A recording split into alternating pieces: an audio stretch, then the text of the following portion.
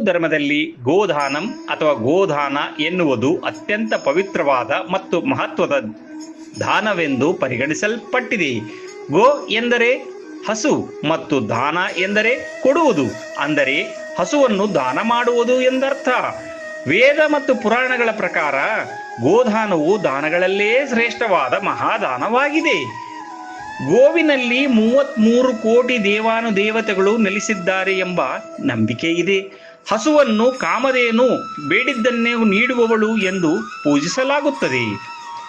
ಗೋದಾನವು ಒಬ್ಬ ವ್ಯಕ್ತಿಯು ತನ್ನ ಜೀವನದಲ್ಲಿ ಕಷ್ಟಗಳಿಂದ ಮುಕ್ತಿ ಪಡೆಯಲು, ಸಾಲಗಳನ್ನು ತೀರಿಸಲು ಮತ್ತು ಮೋಕ್ಷವನ್ನು ಪಡೆಯಲು ಸಹಾಯ ಮಾಡುತ್ತದೆ.